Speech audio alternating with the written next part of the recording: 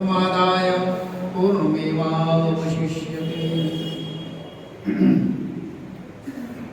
ॐ नमः शम्भवाय च मयभवाय च नमः, शङ्कराय च मयस्कराय च नमः, शिवाय च शिवताराय च।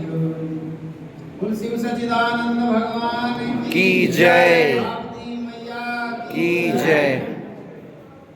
धर्मानुरागी प्रिय सज्जनों, आज बहुत पुनीत पर्व है जो कि आज मां ताप्ती महागंगा की गोद में बैठ करके राजा और महाराजाओं को नेताओं का विजेताओं का समागम। सज्जनों, जिस स्थान पे हम बैठे हैं ये साधारण स्थान नहीं है। ये जितने भी तीर्थ हैं, गंगा, यमुना, सरस्वती, रेवा, पयोष्णी, गंडकी, कृष्णा, कावेरी, ब्रह्मपुत्रा, क्षिप्रा, ताप्ती, ये स्वर्ग की नदियां हैं और ये स्थान भी स्वर्गीय है। जैसे अवधपुरी, मथुरापुरी, काशीपुरी, जगन्नाथपुरी और अवंतिकापुरी, ये 7 जो है स्वर्ग लोक के वासी हैं। अवध, ये 7 स्वर्ग अपवर्ग सुख धरिय तुराए, ये स्वर्ग लोक की नगरी है और ये स्वर्ग लोक के तीर्थ हैं। हमारे ऋषियों और महर्षियों ने योग, यज्ञ, जप और तप करके भगवान के लोक को भी इस भूतल पर उतार दिया है। जितनी भी देवलोकों के गंधर्वों कोई स्नान की, आचमन की जो नदियां थी स्वर्ग में, वो हमारे लिए यहाँ तप करके और प्रकट कर दिया।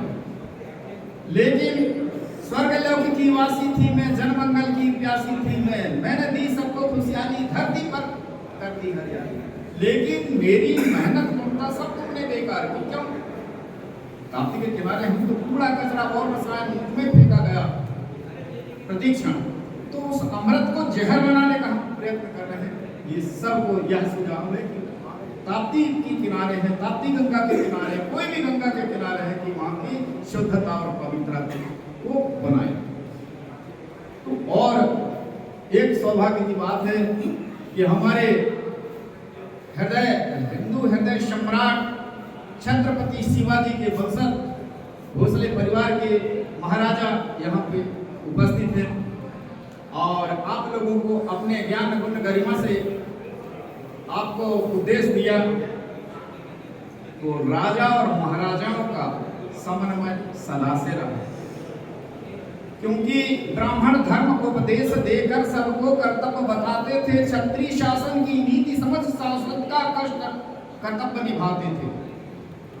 ब्राह्मणों का कर्तव्य था कि चतुर्वर्णों को धर्म उपदेश देना है। ब्राह्मण का कर्तव्य क्या है, क्षत्रिय का कर्तव्य क्या है, वैश्य का कर्तव्य क्या है, शूद्र का कर्तव्य, ये सब कर्तव्य परायण थे। लेकिन अब धीरे धीरे विधर्मी ने सब परंपरा को नष्ट कर दिया है। लेकिन 21वीं सदी के बाद परिवर्तन होने का समय आ गया है और भगवान की कृपा से, भगवान शिव की कृपा से, मां ताप्ती की कृपा से यहाँ एक से एक हमारे राजा और महाराजा, नेता और विजेता और विधायक, सांसद सब धर्म के मर्म को जानने वाले हैं। तो ये संस्कार कौन डालता था इनमें?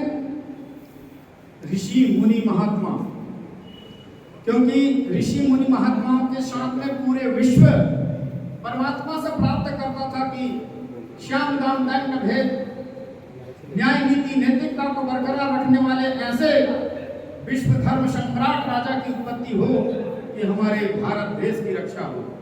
उनकी प्रार्थना से हमारे राजा महाराजाओं के यहाँ गर्भाधान होता था, गर्भ संस्कार होता था, गर्भ बधाई होती थी, आनंद बधाई होती थी और उन बालक की रहन सहन, खान पान, रंग राग, शिक्षा और दीक्षा अलग होती थी।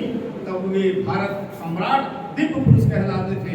ऐसे पुरुष की जब वैदिक विधि से संस्कार होता था तो उनकी 100 पीढ़ी, 50 पीढ़ी, 25 पीढ़ी राज्य करती थी। और आज भी हमारे सदियों से राज्य करते हुए हमारे भोसले जी यहाँ पे उपस्थित हुए हैं। लेकिन आज की वो परंपरा खत्म हो चुकी है। तो कई पीढ़ी राज करती थी, 100 पीढ़ी 50 पीढ़ी, आज केवल 5 पीढ़ी रह गई, क्योंकि वो पेट से पैदा होते थे और आज के राजा महाराजा पीढ़ी से पैदा हो रहे हैं, इसलिए इनकी आयु केवल 5 वर्ष की है। तो इन सब उद्देश्यों को समन्वय करते हुए संत ब्राह्मणों की, ऋषि मुनियों का आशीर्वाद लेते हुए हमारे भारत देश के राजा महाराजा प्रजाओं को यह